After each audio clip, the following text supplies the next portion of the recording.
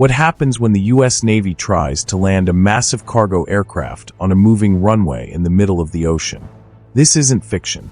It's the story of the day the United States attempted something so bold, so unbelievable, that it still amazes aviation experts today.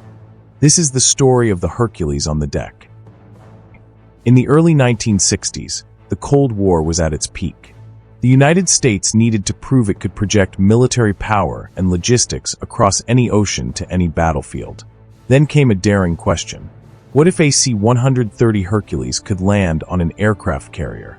Imagine the possibilities: Marines, ammunition, fuel, and critical supplies delivered directly to the fleet without relying on smaller transport aircraft.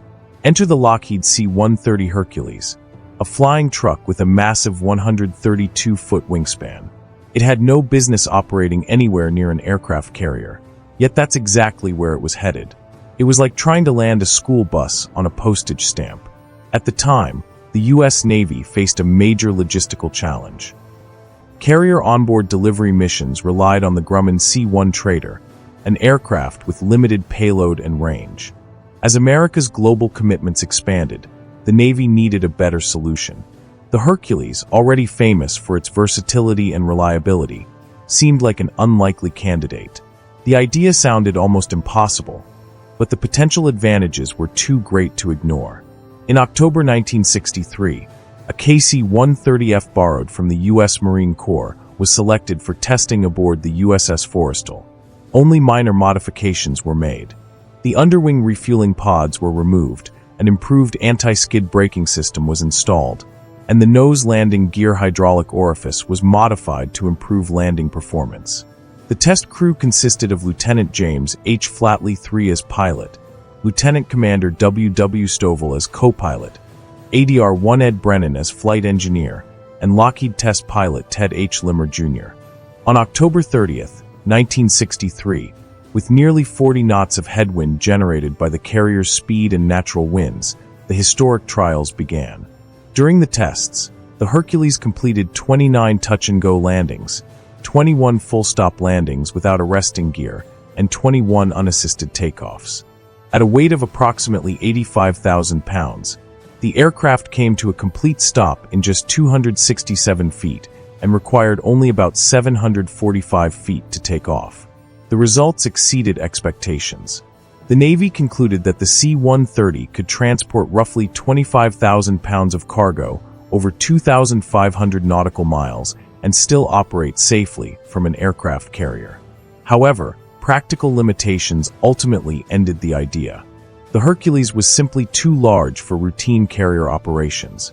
It occupied too much deck space, couldn't fit into the carrier's hangar, and complicated flight deck operations. Although the project was never adopted, the test established a record that still stands today. The C-130 Hercules remains the largest and heaviest aircraft ever to land on and take off from an aircraft carrier. Instead, the Navy continued using smaller carrier onboard delivery aircraft, such as the Grumman C-1 Trader. Landing a C-130 on the USS Forrestal presented enormous challenges. The carrier's flight deck measured just over 1,000 feet, far shorter than the runway normally required by a Hercules, which typically needed well over 3,000 feet for conventional operations. During testing, the aircraft had to stop in only 267 feet, barely twice its own wingspan. Its enormous 132-foot wingspan also left almost no margin for error. At one point, the wingtip passed within about 15 feet of the carrier's island, demanding extraordinary precision from the pilots. The Hercules also lacked one of the most important features of carrier aircraft, a tailhook. Unlike naval fighters, it couldn't use arresting cables to stop. Every landing depended entirely on aerodynamic braking, brakes, reverse thrust, and expert piloting. Sea conditions added another level of difficulty. The carrier pitched significantly in rough seas while increasing speed to generate a 40 to 50 knot headwind, creating constantly changing landing conditions. The approach itself required flying at speeds just above stall, around 85 knots, leaving almost no room for error.